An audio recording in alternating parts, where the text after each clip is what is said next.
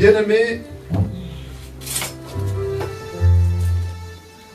quand on n'a pas encore compris ce que Dieu est, on penserait que louer Dieu, c'est trop nous demander. On penserait que pousser des cris de joie, acclamer le Seigneur serait trop nous demander. Juste parce qu'on n'a pas encore compris.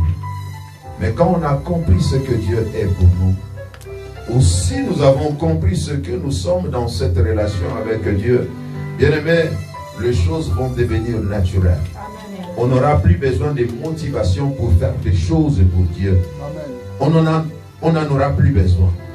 Parce qu'on aurait compris ce que nous sommes dans le Seigneur. Tu n'es pas n'importe qui. Amen.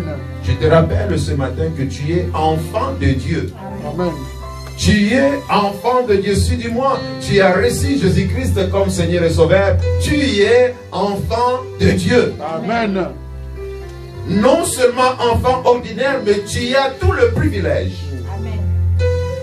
Et cela n'est pas le résultat de ton effort. Mais c'est le résultat de l'amour de Dieu, de la bonté de Dieu. Dieu a tout donné pour que toi tu sois son enfant.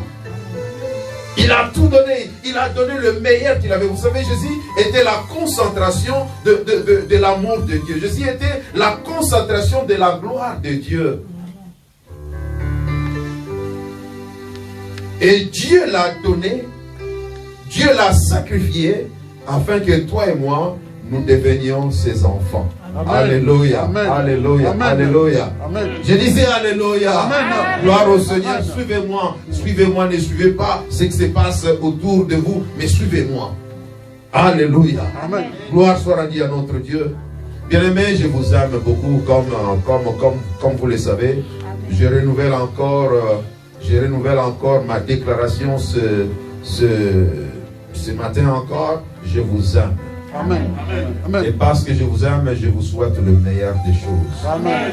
Alléluia. Amen. Alléluia. Amen. Gloire soit rendue à notre Dieu. Et bien aimé, nous allons partager une pensée que le Seigneur m'a mise à cœur.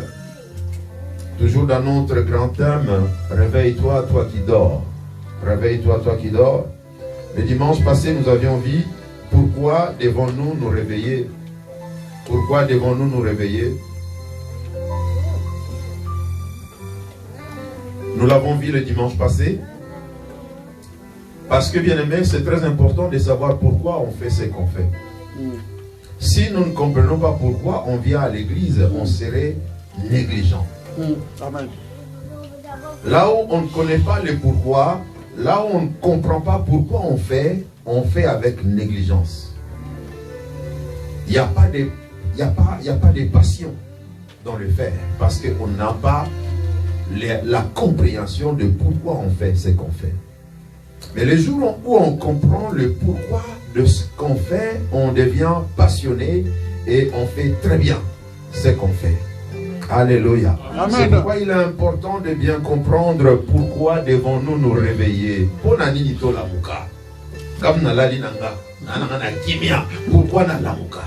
Alléluia.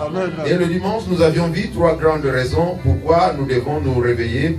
Nous avions vu c'est pour que nous puissions prendre conscience de ce qui se passe autour de nous. Bien aimé,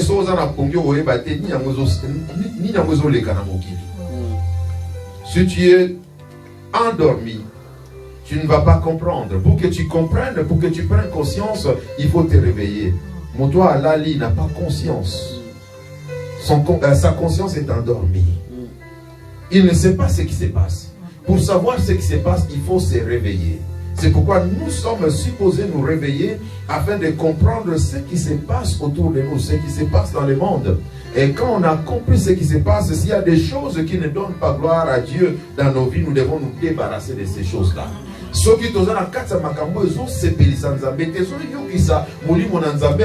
Nous devons nous séparer de ces choses. Alléluia. Amen. Alléluia. Amen. Mais si on ne comprend pas comment on va se séparer des choses qui ne donnent pas gloire à Dieu, La deuxième raison, nous avions vu, c'était pour devenir imitateur de Dieu. Dieu attend que nous devenions comme lui. Dieu s'attend à ce que nous soyons ses imitateurs, nous fassions des choses comme lui, nous parlions comme lui, nous agissions comme lui, nous réagissions même comme lui. Nous devons nous réveiller afin de devenir imitateurs de Dieu. Et la troisième raison, j'avais dit, nous devons nous réveiller afin de travailler pour son héritage céleste. Et l'Esprit de Dieu m'a mis encore de retourner sur ce troisième point, sur cette troisième raison. Pourquoi nous devons nous réveiller? Nous devons nous réveiller afin de travailler pour notre héritage céleste. Et ce matin, mon message s'intitule « Travailler pour l'héritage céleste ».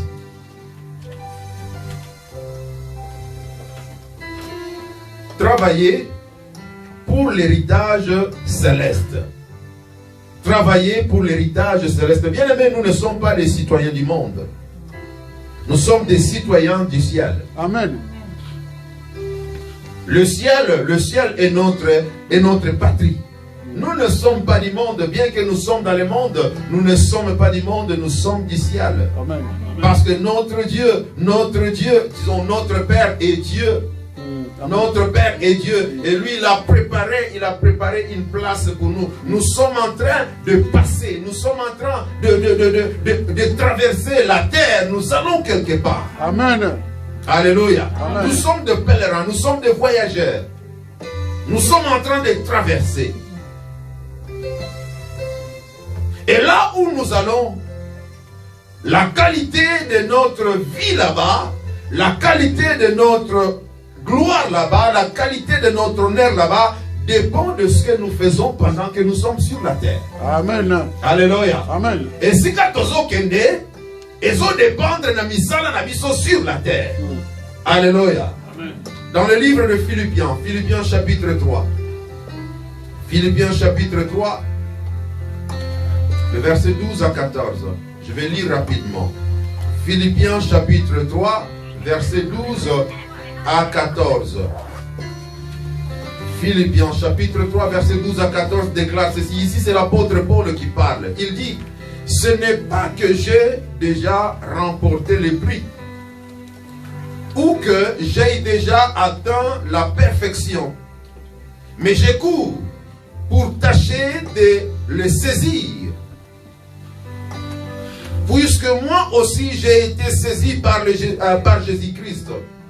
Verset 13. Frère, je ne pense pas l'avoir saisi, mais je fais une chose, oubliant ce qui est en arrière et me portant vers ce qui est en avant. Verset 14. Je cours vers le but pour remporter le prix de la vocation céleste de Dieu en Jésus-Christ. Quelqu'un a entendu cela? Amen. Je cours vers le but pour remporter le prix de la vocation céleste de Dieu en Jésus-Christ. Bien aimé, l'apôtre Paul ne vivait pas n'importe comment. La vie de l'apôtre Paul était comme une course. Il nous dit ici, il court. Il était comme un athlète. Il courait pas n'importe comment, mais il courait de manière à remporter le prix.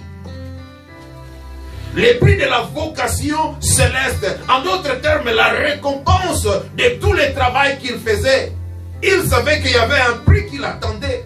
Il savait qu'il y avait la couronne, il y avait la gloire qui l'attendait ainsi. Il ne fonctionnait pas n'importe comment. Sa vie était une course. Il considérait sa vie comme une course.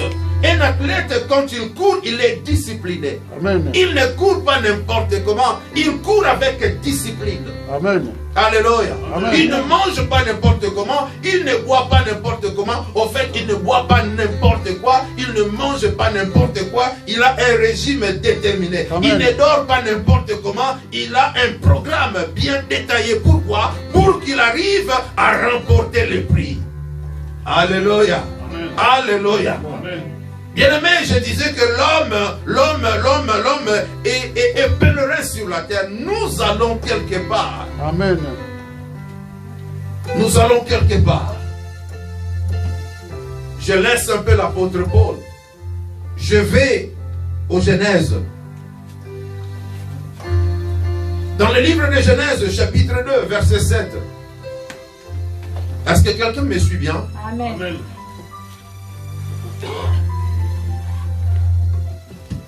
Genèse chapitre 2, verset 7. Moïse dit, l'Éternel Dieu, je dis Moïse, c'est Moïse qui avait écrit ce livre. Les 5 premiers livres de la Bible, c'est Moïse qui les avait écrits. Amen. Moïse écrit, l'Éternel Dieu forma l'homme de la poussière de la terre. Il souffla dans ses narines un souffle de vie, et l'homme devint un être vivant. Alléluia. Amen. Et l'homme devint un être vivant. Après que Dieu ait soufflé dans ses narines le souffle de vie. Amen. Alléluia. Amen. L'homme est un entier composé de 3 parties. Il y a l'esprit, il y a le corps et l'âme. Amen. L'homme est tripartite. C'est un entier en 3 parties. Alors ici nous voyons Dieu a formé l'homme de la poussière. Dieu a formé l'homme de la boue. Il a donné la forme avec les matériels, avec la boue, avec le sol. Il a donné la forme. Mais pour que cet entier-là fonctionne, pour que cette forme-là fonctionne, il aurait fallu que Dieu souffle dedans. Amen. Dieu a soufflé dans l'homme. Et l'homme est devenu un être vivant. Amen. Avec respiration, avec mouvement, avec intelligence, avec sensation, avec l'odorat, avec lui, avec toucher, avec le goût. C'est le contact entre le corps physique et l'Esprit de Dieu qui donne l'homme la capacité de fonctionner. Et Job appelle ce souffle-là l'Esprit de Dieu. Je vous lis ça rapidement. Je suis en train d'aller quelque part, je vous lis rapidement. Dans Job 32, le verset 8 déclare ceci. Mais en réalité, dans l'homme, c'est l'Esprit, virgule, le souffle du Tout-Puissant qui donne l'intelligence. Ce qui m'intéresse, c'est l'Esprit, virgule, pardon, c'est l'Esprit, virgule, le souffle du Tout-Puissant. Donc le souffle là que Dieu avait donné à l'homme, à la création. Le souffle là, c'est l'Esprit.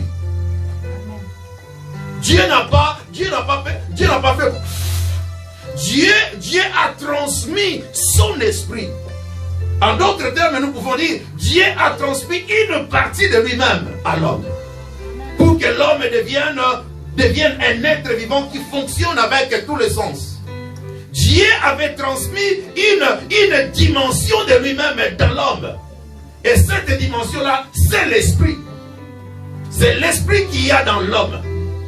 L'esprit qui lui donne la capacité de fonctionner. Parce que sans l'esprit, l'homme était juste une masse. Alléluia. Quelqu'un me suit? L'homme était juste une masse. Mais c'est cet esprit-là qui lui donne la capacité de fonctionner, la capacité de faire le mouvement, la capacité d'être vivant. Amen. Alléluia. Amen. Donc l'homme est l'esprit qui a une âme et qui vit dans le corps. Parce que l'élément qui a fait que l'homme soit l'homme, c'était l'esprit. Amen. Alléluia. Amen. Alléluia. C'était l'esprit. Et donc, la partie la plus importante de l'homme, c'est l'esprit. Quand l'esprit entre dans le corps physique, la relation la produit l'âme.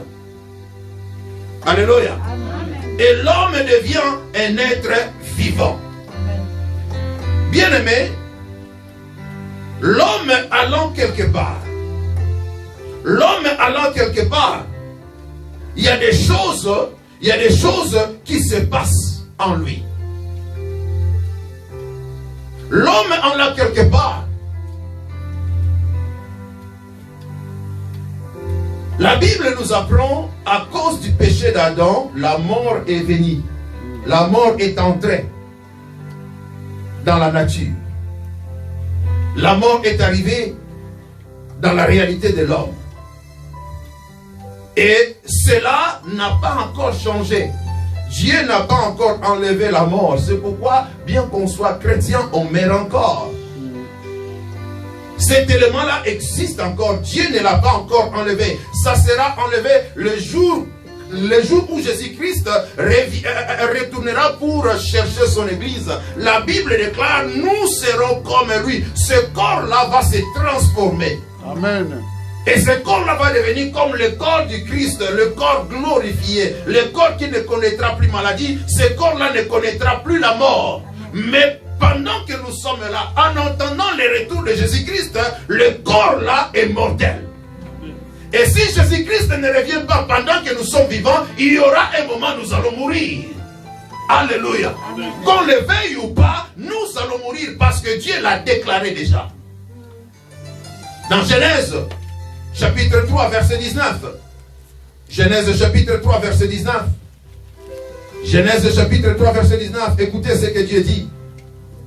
C'est dans la sueur de ton visage que tu mangeras du pain, jusqu'à ce que tu retournes dans la terre, d'où tu as été pris, car tu es poussière, et tu retourneras dans la poussière. Alléluia. Alléluia. Dieu a parlé et cela n'a pas encore changé.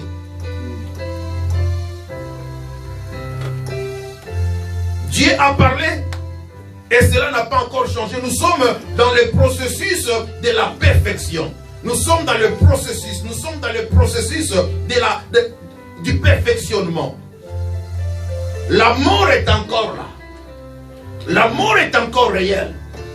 Je disais, jusqu'à ce que Christ Jésus va retourner pour chercher son église, la mort va perdre sa puissance. Mais avant cela, la mort fonctionne encore. La mort est là. Donc, petit à petit, nous allons vers la mort. Alléluia. Chaque jour qui passe, ça nous rapproche de la mort, n'est-ce pas?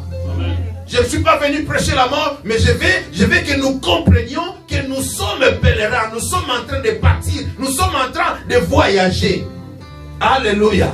Alléluia. Bien-aimés, certainement, Dieu souhaite le meilleur pour nous. Dieu souhaite que nous soyons complètement sauvés. Je vais vous l'annoncer dans le livre de 1 Thessaloniciens. 1 Thessaloniciens, chapitre 5, verset 23. Écoutez ce que l'apôtre Paul déclare. 1 Thessaloniciens 5, 23. Il dit que le Dieu de paix vous sanctifie lui-même tout entier. Quelqu'un a entendu cela? Que le Dieu de paix vous sanctifie lui-même tout entier. Et que tout votre être, l'esprit, l'âme et le corps soient conservés irrépréhensibles lors de l'avènement de notre Seigneur Jésus-Christ. Alléluia. Le souhait de Dieu est que l'homme soit sauvé complètement. Bien aimé, quand nous étudions bien la parole de Dieu, nous allons comprendre que l'âme qui pêche, c'est celle qui mourra. Ézéchiel le déclare, l'âme qui pêche, c'est celle qui mourra. Et l'âme et le corps seront détruits si nous ne marchons pas dans le principe de Dieu. Et il y a aussi le verset comme celui-ci qui nous montre que l'âme qui marche selon le principe de Dieu sera sauvée. Je vais encore répéter le verset là. Que le Dieu de paix vous sanctifie lui-même tout entier. Et que tout votre être, l'esprit, l'âme et le corps soient conservés irrépréhensibles lors de l'avènement de notre Seigneur Jésus-Christ. Dieu, au travers de l'apôtre Paul, souhaite que nous nous conservions. Il souhaite que nous gardions irrépréhensibles. En d'autres termes, nous gardions intacts. Pourquoi? Parce que quand Jésus-Christ va revenir, il faut que nous soyons prêts, il faut que nous soyons intacts pour reconnaître le salut total, le salut complet de l'esprit, l'âme et le corps. Alléluia. Alléluia. Nous devons travailler pour cela. Nous sommes en train de partir. Nous allons, nous voyageons, nous traversons la terre. Nous sommes pèlerins. Nous allons quelque part. Et comme nous venons de voir là, le corps mourra. L'âme pourra aussi mourir. Parce que l'âme qui pêche, c'est celle qui sera détruite. Mais l'esprit vivra. L'esprit ne meurt point. L'esprit ne mourra point.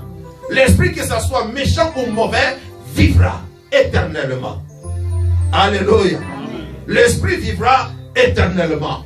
Alors, où est-ce que l'esprit passera son éternité? Quelles sont les conditions dans lesquelles l'esprit passera son éternité? C'est pourquoi nous avons besoin de travailler notre destination. C'est maintenant que nous devons travailler afin de nous assurer que notre esprit va passer l'éternité dans des conditions acceptables, dans de bonnes conditions, dans la gloire, dans l'honneur. Alléluia. Alléluia. Nous sommes appelés à travailler. Nous sommes appelés à travailler pour assurer notre éternité. Quelles seront les conditions de notre éternité? Quelle sera la qualité de notre éternité? Bien-aimés, nous devons nous réveiller. Nous ne sommes pas immortels. Le monde-là ne nous appartient pas. Nous ne sommes pas là pour toujours. Nous sommes pèlerins. Nous sommes en train de partir. Nous sommes en train de traverser. Ainsi nous devons vivre. Nous devons vivre comme l'apôtre Paul avait dit dans Philippiens 3. Il vivait comme un athlète. Il considérait la vie comme une course. Et lui, l'athlète, il courait pas n'importe comment, mais il courait avec discipline. Il courait avec respect des principes. Parce que quand un athlète ne respecte pas les règles du jeu, il est disqualifié. Et quand on est disqualifié, on ne pourra pas remporter le prix. Même si on arrive au point final, mais parce qu'on était déjà indiscipliné, on n'avait pas respecté les règles, on est disqualifié. On ne va pas jouir de la gloire du champion. Alléluia. Amen. Nous devons travailler pour notre héritage céleste. Qu'est-ce qui doit nous attendre? Qu'est-ce qui va nous attendre dans les cieux? Quelle sera notre condition? Quelle sera notre réalité? Bien-aimés, c'est maintenant qu'on travaille sur cela. Amen. Quand la mort vient, c'est fini. On ne peut plus rien. Alléluia. Amen. Alléluia. C'est maintenant que nous devons travailler. Jésus-Christ a dit, mon Père travaille, moi aussi je travaille. Et il dit, travaillons pendant qu'il fait encore jour. Quand le soir viendra, quand la nuit viendra, personne ne pourra plus travailler. Bien-aimés, c'est maintenant que nous pouvons travailler pour notre éternité. Alléluia. L'apôtre Paul continue à parler. Il nous interpelle dans 1 Timothée. Quelqu'un va lire ça pour moi, s'il vous plaît.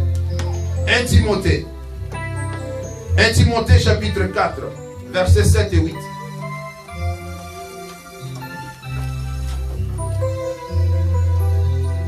1 Timothée chapitre 4, verset 7 et verset 8. Quelqu'un trouvé? 1 Timothée. Merci, c'est Raïfal. Oui, chapitre 4, verset 7 et 8. 1 Timothée 4, 7 et 8. Je lis la parole de Dieu. Amen. Repousse les contes profanes et absurdes. Exerce-toi à la piété, car l'exercice corporel est utile à peu de choses. Tandis que la piété est utile à tout, ayant la promesse de la vie présente et de celle qui est à venir. Amen. Merci beaucoup, Seraïfa. Ici, l'apôtre Paul nous fait une très grande et importante recommandation. Il dit repousse les contes profanes et absurdes. Les contes profanes et absurdes, ce sont des choses qui amènent la distraction. Qui ne produisent rien. La distraction, futilité. Il dit repousse cela. Tout ce qui peut amener la distraction, repousse cela. Rejette ça. Rejette ça parce que tu n'as pas de temps. J'amplifie ce que l'apôtre Paul dit. Parce que tu n'as pas de temps. Tu n'as pas de temps d'entretenir toutes ces distractions-là. Tu n'as pas de temps d'entretenir toutes ces choses-là futiles. Il dit repousse-les, rejette-les en d'autres termes. Exerce-toi plutôt, exerce-toi à la piété. Exerce-toi à la piété. C'est quoi la piété? La piété, c'est l'attachement fervent à Dieu. La piété, c'est l'attachement avec enthousiasme à Dieu. La piété, c'est sacrifier, c'est donner sa vie pour la gloire de Dieu. La piété, c'est Kibonzambe. Kibonzambe. C'est ça la piété. Il dit exerce-toi à la piété. En d'autres termes, travaille pour la piété. Fournis des efforts pour la piété. Fournis des efforts afin de grandir, afin d'avancer dans la piété, dans ton engagement avec enthousiasme à Dieu. Alléluia. Amen. Alléluia. Amen. Alléluia. Pourquoi? Car l'exercice corporel est-il appelé les choses? Oui, c'est bien. Il reconnaît que l'exercice corporel, faire travailler le muscle, faire travailler le corps, c'est bien. Mais c'est bien pour peu de choses. C'est bien juste pour le physique. Ça ne prend pas soin de votre esprit. Ça ne prend pas soin de votre destinée. C'est bien pendant que tu es sur la terre de travailler le corps. C'est bien, il reconnaît cela. Mais il dit, c'est encore mieux de travailler pour la piété, de travailler pour l'engagement fervent avec le Seigneur, de travailler pour un engagement enthousiasme avec Dieu. Il continue à parler, il dit, tandis que la piété est utile à tout, ayant la promesse de la vie présente et celle qui est à venir. Vous avez entendu ça? Il y a la vie présente et il y a la vie à venir. La piété est essentielle pour la vie présente. La piété va faire de sorte que tu marches toujours avec Dieu. Que Dieu soit toujours avec toi. Amen. Quand les choses marchent bien, ou même quand les choses ne marchent pas bien, Dieu est avec toi. Amen. Et quand Dieu est avec toi, même en prison, il est avec toi, il fera de grandes choses. Amen. Comme il était avec Joseph en prison, et dans la prison, la grâce de Dieu se manifestait dans la vie de Joseph. Même dans l'esclavage, quand Dieu est avec toi, il va faire la différence. Alléluia.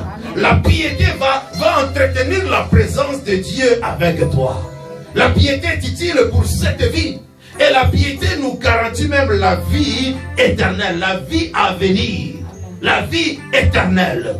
Alléluia. Nous sommes appelés à travailler. Nous sommes appelés à travailler. Il faut les choses que nous n'arrivons pas à faire aujourd'hui, continuons à travailler dessus. Et demain, nous y arriverons. Continuons à nous sacrifier. Et demain, nous allons réussir. Alléluia. C'est ça, travailler pour la piété. Nous devons chercher à grandir avec le Seigneur. Dans notre engagement avec le Seigneur, nous devons grandir, nous devons aller de l'avant. Dans notre engagement avec le Seigneur, nous devons aller de l'avant, nous devons travailler et aller de l'avant. Alléluia, alléluia, alléluia. Parce qu'il y a un prix qui nous attend. Il y a un prix. Il y a un prix. Comme je disais le dimanche passé, je crois, nous allons tous aller au ciel. Mais tout le monde ne va pas jouir d'une même gloire. Il y aura des gloires différentes. Cela ne veut pas dire que les pasteurs auront une gloire plus grande. Non, ce n'est pas ça. Amen. Le prêcher là ne te garantit pas. Le prêcher ne me garantit pas le ciel. Amen. Ce qui me garantit le ciel, c'est la maintenance de la piété. Amen. Comment je marche avec Amen. Dieu. Je peux prêcher ici et à la fin, Jésus-Christ me dit, je ne t'ai jamais connu. Amen. Parce que Jésus-Christ le dit. Ces jours-là, plusieurs viendront. Seigneur, j'ai fait ceci pour toi. J'ai prêché, j'ai évangélisé, j'ai apporté ma dîme, j'ai gêné, j'ai intercédé, j'ai prophétisé, j'ai même ressuscité les morts. Et Jésus dit, je vous dirai, je leur dirai, éloignez-vous de moi. Amen. Je ne vous ai jamais connu. Bien-aimés, les dons n'assurent pas le ciel. Amen. Parce que Dieu ne se répand pas de ses dons. Dieu peut te donner un don aujourd'hui. Tu es dans l'église. il manifeste un don dans ta vie. Demain, tu quittes l'église et tu rentres dans le monde. Les dons là vont continuer à fonctionner. Amen. Alléluia. Amen. C'est pourquoi il y a des faux pasteurs aujourd'hui qui continuent à faire des miracles. Alléluia. Le miracle n'est pas une garantie que la personne est vraie. Non. Amen. Parce que le diable aussi fait des miracles. Alléluia. Le diable aussi fait des miracles. Alléluia. Les magiciens, les occultistes font des miracles aussi. Amen. Ce n'est pas une garantie. Ce qui est une garantie, comme l'apôtre Paul vient de le dire, c'est la piété, c'est qui bon zambé. Qui bon zambé, vit dans les années. Comment tu vis ta vie? Même dans le secret, comment tu vis ta vie? Alléluia. Là où personne ne te voit. Amen. Ton mari ne te voit pas, ton épouse ne te voit pas, tes enfants ne te voient pas, tes parents ne te voient pas. Comment tu vis ta vie? Alléluia. C'est ça la chose la plus importante. Travaillons pour notre piété. Travaillons pour le ciel. Alléluia. Alléluia. Alléluia. Je vais aller rapidement pour terminer. Je vais laisser quelques histoires ici. Bien aimé, comment devons-nous travailler? Comment devons-nous travailler? Comment devons-nous travailler pour l'éternité? Comment devons-nous travailler pour la piété? Il y a des choses claires que nous devons comprendre. La première des choses que nous devons travailler, c'est notre pensée. Notre pensée. Les diables nous attaquent là.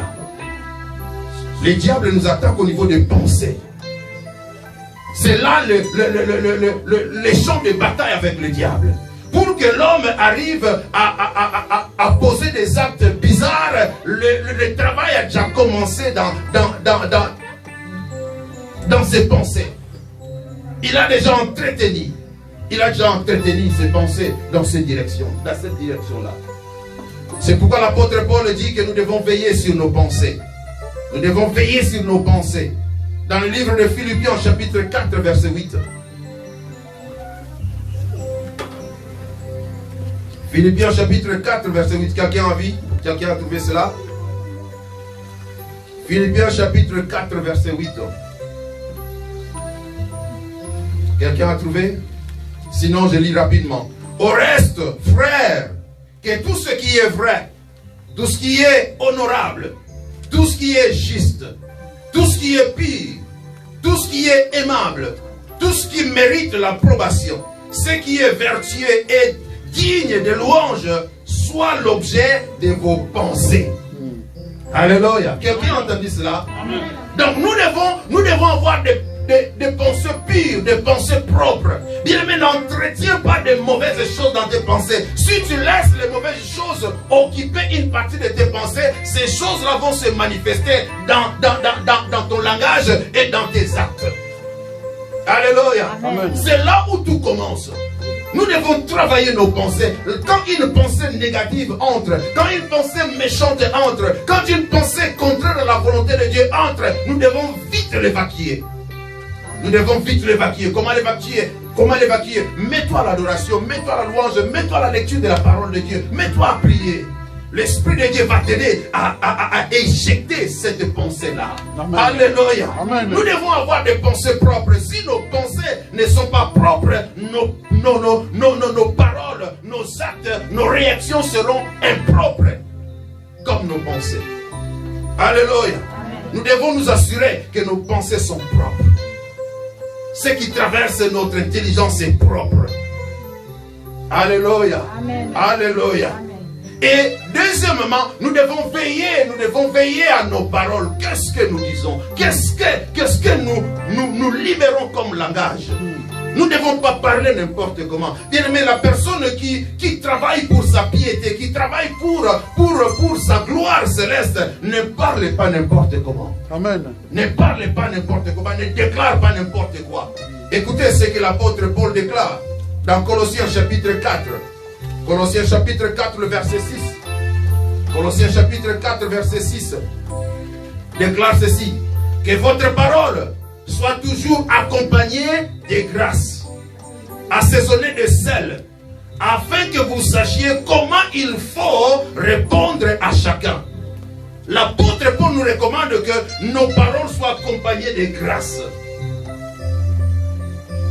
Que nos paroles soient assaisonnées de sel.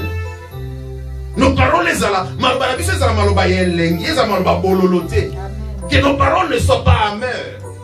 Que nos paroles ne dérangent pas les voisins ou le prochain.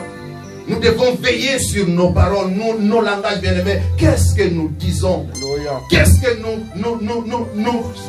nous sortons comme des langages, comme des paroles? Commençons dans nos maisons. Qu'est-ce que nous disons à nos maris?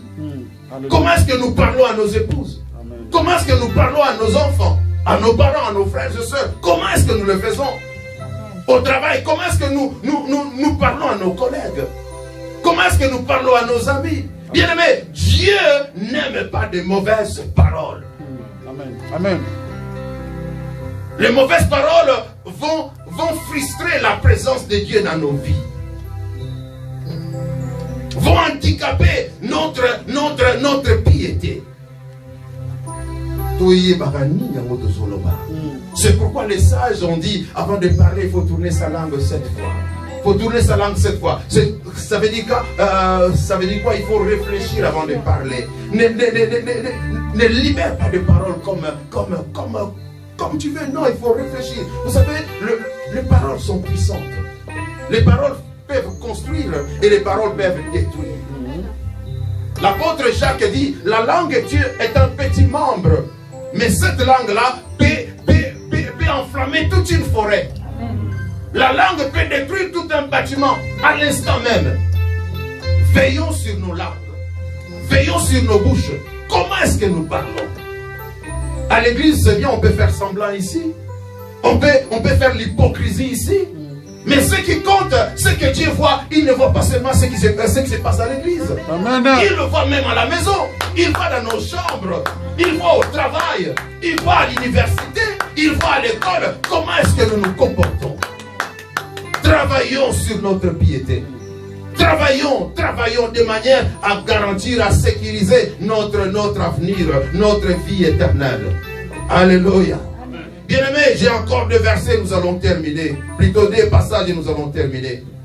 Nous ne devons pas seulement travailler sur nos pensées, non seulement sur nos paroles. Nous devons aussi travailler sur les actes que nous faisons envers nous-mêmes. Alléluia. Les actes que nous posons envers nous-mêmes. Les actes que nous posons vis-à-vis de nous-mêmes. Dans le livre de 1 Corinthiens, c'est toujours l'apôtre Paul qui parle. 1 Corinthiens chapitre 10, verset 31.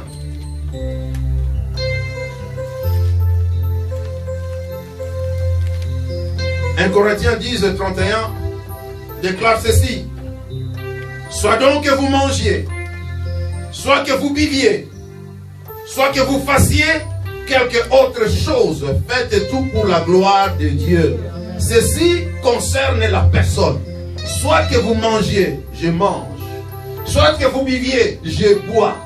Soit que vous fassiez quelque autre chose, je le fais envers moi-même ou je le fais à moi-même. Bien, mais il y a des choses que nous pouvons faire à nous-mêmes qui peuvent frustrer la piété dans nos vies. Dans le secret, on peut faire des choses qui dérangent la présence de Dieu. Des fois en public, on peut aussi faire des choses qui dérangent. Il y a des gens, quand ils commencent à boire, il faut qu'ils perdent le contrôle avant qu'on l'aide à s'élever pour retourner à la maison. Les alcooliques, ils se détruisent eux-mêmes. Comment est-ce qu'on peut travailler sur la piété tout en étant alcoolique? Impossible. Il y a des drogués. Il y a des gens qui trouvent plaisir dans des choses bizarres. Je ne vais pas aller dans les détails. Mais vous comprenez. Il y a des gens qui trouvent plaisir dans les choses bizarres. Ce sont des choses qu'on se fait à nous-mêmes. Nous devons veiller. Qu'est-ce que nous faisons à nous-mêmes? Le corps là ne t'appartient pas. C'est le corps de Dieu qui t'a donné pour te transporter. C'est une valise que Dieu t'a donnée. C'est une carcasse que Dieu t'a donnée. Pendant que tu es sur la terre, tu as besoin de ces corps-là. Tu ne dois pas t'abuser de ces corps. Tu ne dois pas les détruire. Qu'est-ce que tu fais à ton corps? Est-ce que les choses que tu fais à ton corps donnent-elles gloire à Dieu? Est-ce que ces choses-là contribuent à la maintenance de la piété dans ta vie? Est-ce que sont maintenir qui vont nous embêter? Est-ce que nous autres, qui vont nous embêter? Faisons attention. Un dernier élément. Nous ne devons pas seulement veiller sur nos pensées, non seulement sur nos paroles, non seulement sur les actes que nous posons envers nous-mêmes, mais aussi sur les actes que nous posons envers les autres, ou ce que nous faisons aux autres. Écoutez ce que Paul continue à dire, Colossiens chapitre 3, versets 23 et 24. Colossiens 3, 23 et 24. Colossiens 3, versets 23 et 24. Il dit ceci: tout ce que vous faites, faites-le de bon cœur, comme pour le Seigneur et non pour des hommes. Ici, ce sont les choses qu'on fait pour des hommes. Nous ne sommes plus au niveau de nous-mêmes. Nous avons quitté notre niveau, nous sortons maintenant envers les autres ou vers les autres. Nous faisons des choses pour les autres. Il dit, tout ce que vous faites, faites-le de bon cœur, comme pour le Seigneur et non pour des hommes. Alléluia. Amen. Alléluia. Je m'arrête là un peu. Bien-aimés, Dieu n'est pas seulement intéressé à nous voir prendre soin de nous-mêmes.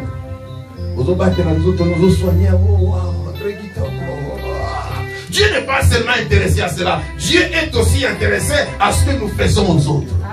Qu'est-ce que nous faisons aux autres?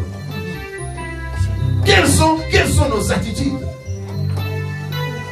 Quels sont nos actes? Comment est-ce que nous réagissons, même quand nous sommes victimes? Qu'est-ce que nous faisons? Quels sont les plans que nous avons pour les autres? Quels sont les complots que nous avons pour les autres? Quelles sont les stratégies que nous mettons en place pour les autres? Le monde est méchant. Nous sommes dans un monde où le père peut s'élever contre son fils. Le fils s'élève contre son père. La fille contre sa mère, mère contre sa fille. Belle fille contre belle mère. Nous sommes dans un monde méchant, là où notre propre ennemi n'est pas loin de nous. Mais ne soyons pas emportés par ces choses-là. Ne faisons pas comme les autres. Nous sommes des enfants de Dieu. Nous sommes pèlerins. Nous traversons. Nous sommes en voyage. Ne faisons pas comme nous voyons dans le monde. Amen. Ne nous conformons pas aux choses du monde, mais soyons transformés par le renouvellement de notre intelligence. Et c'est ça le renouvellement de l'intelligence. C'est comme ça qu'on renouvelle l'intelligence. Quand on fait des choses qui donnent gloire à Dieu, quand on travaille notre piété afin de faire des choses qui donnent gloire à Dieu, qu'est-ce que nous faisons aux autres? Est-ce que nous faisons des choses pour leur faciliter la vie? Ou nous faisons les choses pour leur compliquer les situations? Bien aimé, tout ça a nini n'ambato. Tout ça a nini n'ambato baza béni la biso. On peut avoir facilité de faire du bien aux autres qui sont loin. Mais pendant qu'autour de nous, nous ne sommes pas gentils. Ce n'est pas correct. On peut faire du bien à nos familles proches, mais pendant qu'aux voisins, nous ne lui disons même pas bonjour. C'est méchant, ce n'est pas correct. Et le verset 24 que j'avais laissé là, dit ceci: sachant que vous recevrez du Seigneur l'héritage pour récompense. Vous avez entendu cela? Sachant que vous allez, sachant que vous recevrez du Seigneur l'héritage pour récompense. Bien aimé, quand on fait bien, il y a l'héritage qui nous attend. Quand on fait bien, il y a l'héritage qui nous attend. Faisons du bien, bien-aimés. Amen. Faisons du bien envers les autres. Faisons du bien. À chaque fois que nous faisons les choses, faisons cela comme si nous le faisions pour Dieu, pour l'Éternel. Alléluia. Alléluia. Et à la fin, il dit, servez Christ, le Seigneur. Amen. Mais tout ce qu'on fait, on sert Christ. Amen. On ne sert pas Christ, on ne sert pas seulement Christ dans l'église, même au travail, on sert Christ. Amen. Alléluia. Amen. Alléluia. Amen. Même en famille, on sert Christ. Notre manière de faire les choses, non seulement envers les gens qui nous font du bien, même envers les méchants, nous devons faire du bien. Amen. La Bible nous recommande de prier même pour nos persécuteurs, les gens qui nous font du mal. Nous devons prier pour eux. Nous devons les bénir et non les maudire. Amen. Amen. Alléluia. C'est ça la parole de Dieu. C'est ça la piété. Bien-aimés, si nous voulons que notre récompense soit grande, nous devons marcher avec cette intelligence. Amen. Nous devons marcher avec cette compréhension. Alléluia. Amen. Nous allons nous lever et prier. Nous allons nous lever et prier. Gloire au Seigneur, gloire au Seigneur, gloire à Jésus. Bien-aimé, tu vas te lever et tu vas prier. Nous nous levons et nous prions. Bien-aimé, si Dieu ne nous aide pas, nous ne saurons pas le faire. Jésus-Christ dit, sans moi, vous ne pouvez rien. Sans moi, vous ne pouvez rien faire. Si le Seigneur ne nous aide pas, nous ne saurons pas le faire. Nous allons prier, nous allons dire, Seigneur, aide-moi à travailler sur la piété. Seigneur, que je travaille de manière à sécuriser, de manière à garantir ma récompense glorieuse au ciel. Prions au nom de Jésus. Dans la simplicité, dans la vérité, nous prions que le Seigneur nous aide, que le Seigneur nous aide à travailler sur la piété, à travailler pour notre héritage céleste. Prions au nom de Jésus. Alléluia. Prions au nom de Jésus, le Dieu grand, le Dieu incomparable. Prions le Dieu inégalable. Prions le Dieu insondable. Prions au nom de Jésus. Alléluia. Oh, Rabos Karian de Gababos. Yelerebes Karian de Gababos. Sanderebes Kurian de Gabagos. Oh Seigneur, aide-nous. Seigneur, aide-nous. Aide-nous à travailler sur la piété.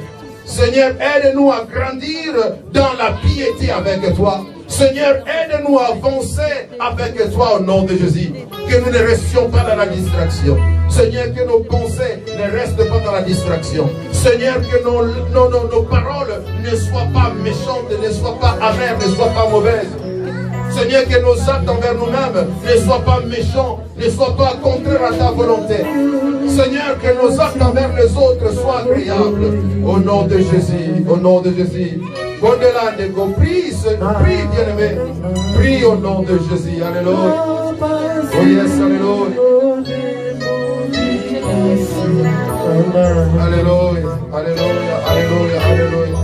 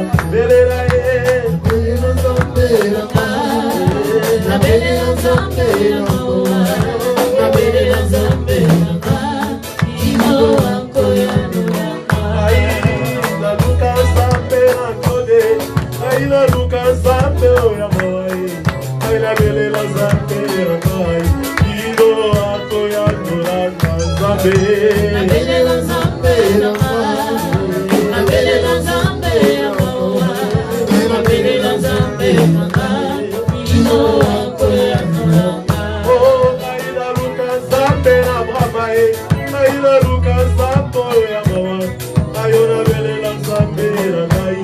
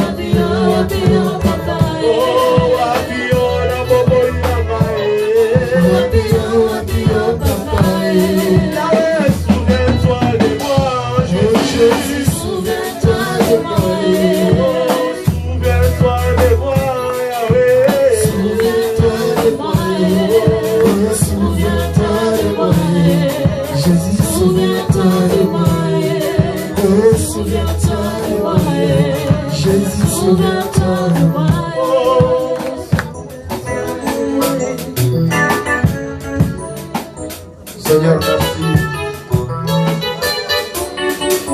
Seigneur, ta parole nous apprend que ceux-là qui espèrent en toi ne seront jamais confondus. Nous espérons en toi, Seigneur, car tu es notre force. Nous espérons en toi, Seigneur, car sans toi, nous ne pouvons pas le faire. Mais avec toi, nous sommes capables. Avec toi, Seigneur, nous allons nous exercer dans la piété. Avec toi, Seigneur, nous allons travailler sur la piété. Nous allons nous engager davantage avec enthousiasme avec toi. Seigneur, si tu nous aides, nous le ferons, Seigneur. Ainsi, nous crions vers toi. Nous sommes incapables sans toi. Aide-nous. Aide-nous, Seigneur, à apprendre. Aide-nous, Seigneur, à travailler sur la piété. Aide-nous, Seigneur, à apprendre à gérer nos pensées. Aide-nous, Père, à apprendre à bien entretenir nos pensées, afin que le ténèbre ne les influence pas au nom de Jésus. Seigneur, apprends-nous à assaisonner nos paroles de sel, afin que nos paroles ne soient pas destructives, mais plutôt constructives dans la société. Seigneur, apprends-nous à bien parler, de manière à faire du bien aux autres. Seigneur, apprends-nous à nous discipliner avec les choses que nous faisons pour nous-mêmes. Seigneur, que les choses que nous faisons à nous-mêmes ne nous mettent pas en conflit avec toi. Seigneur, apprends-nous à le faire. Apprends-nous, ô Père, à nous comporter conformément, afin que nos paroles, nos actes, Seigneur, nos agissements vis-à-vis des autres ne soient pas scandaleux, mais que nous apportions un plus dans leur vie. Soutiens-nous, Seigneur. Si tu ne le fais pas, nous ne le saurons pas. Avec toi, Seigneur, nous sommes capables. Je recommande mes frères et sœurs. Je te recommande toute la famille Gospel Excellence Ministries, Seigneur. Je te recommande mes frères et sœurs connectés avec nous sur Facebook. Seigneur, que tu leur fasses du bien au nom de Jésus. Que tu leur fasses du bien au nom de Jésus. Afin que nous grandissions dans la piété avec toi. Au nom de Jésus. Au nom de Jésus. Au nom de Jésus. Merci Seigneur. Tu ne nous délaisseras jamais. Tu ne nous abandonneras jamais. Nous croyons que cela est fait. Parce que toi, tu ne parles jamais en vain. Tu as parlé afin de travailler quelqu'un à s'engager davantage avec toi. Au nom de Jésus, au nom de Jésus. Gloire à toi, Seigneur. Gloire à toi, le redoutable, l'incomparable, l'insondable. Au nom de Jésus, au nom de Jésus. Alléluia. Alléluia.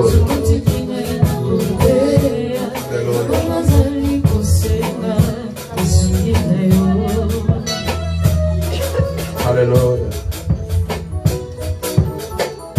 Bien-aimés, ensemble comme un seul âme, nous disons Amen. Et nous acclamons le roi des rois. Nous acclamons le Seigneur des seigneurs. Alléluia, alléluia, alléluia, alléluia. Gloire soit rendue à notre Dieu. Nous nous asseyons, nous nous asseyons. Et je profite pour dire au revoir à nos frères et sœurs connectés sur Facebook. Que le Seigneur vous bénisse. Partagez cette vidéo. Et nous allons nous retrouver le jeudi à 20h30 pour la prière et le dimanche prochain pour un culte de célébration. Restez bénis et grandissez dans la piété pour la gloire du Seigneur et pour votre héritage céleste.